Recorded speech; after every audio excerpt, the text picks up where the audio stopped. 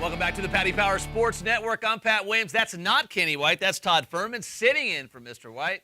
There's a lot of pressure sitting in this seat. It is. A lot of pressure for that Paddy Power audience to do what Kenny White does for him each and every week. It is. Well, do your best, young squire. Let's talk some Sunday NBA basketball. The Chicago Bulls hosting the defending champion Miami Heat. We're going to send out the Heat 4.5, 187. Todd, let's start with Miami. A couple... I got to tell you. We can hit the panic button for Miami losing back-to-back games here, Mr. Williams? I would say it's time to take a step back and reevaluate things there in Miami. Well, I can tell you one thing. The Miami Heat don't want to have to wear sleeve jerseys anytime soon. LeBron James has struggled to shoot the three-point ball with those jerseys on. Hasn't made one yet. But it's not time to panic. This matchup between these two teams has been dominated, though, by the home team. Miami has won and covered the two games in Miami. Chicago won and covered the game that they played at the United Center. Problem for Miami here, they're still on the road on the tail end of this road trip, and the Bulls have found some momentum using a seven-man rotation. Let's talk about this Bulls team. It starts with defense. Tom Thibodeau, to me, one of the top 3 or 4 coaches in the NBA, but they're getting it done on the defensive side. Number 2 in points allowed, number 2 in field goal percentage. They will challenge shots. Rather, it doesn't matter if it's under the hoop or behind the three-point line. How do they contain this Miami Heat team? Oh, well, the big guy that's really made a difference for them defensively has been Jimmy Butler. When he's out of the lineup, this Bull team struggles to defend the perimeter. When he's in there, it changes the dynamics completely. You look at, though, their seven-man rotation. They're getting good production from DJ Augustine, and Taj Gibson is filling the paint. They're in the midst of a 6-game homestand right now. This is a pivotal juncture in the season for the Bulls. They want to get revenge against Miami and prove that, we're not going to be the 1 or 2 seed, but we're going to be a force to be reckoned with in the Eastern Conference playoffs. Oh, by the way, the Bulls 8-2 straight up and against the number in their last 10 games. Todd, this is where Kenny gives his pick in the game. The Bulls catching 4.5 on their home court. 187 is the total.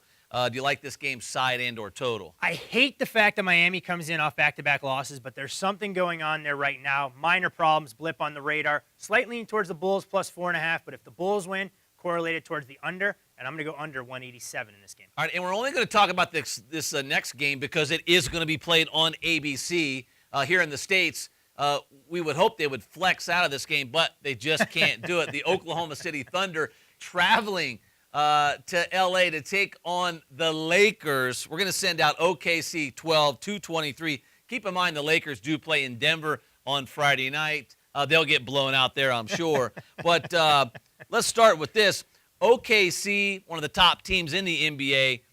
Really, Kendrick Perkins doesn't score a lot, doesn't grab a lot of rebounds, but his presence defensively really affects this team and never was that more obvious than in their loss last time out versus the Phoenix Suns. Oh, well, you bring up Kendrick Perkins, and this is one of the things we talk about all the time in gambling.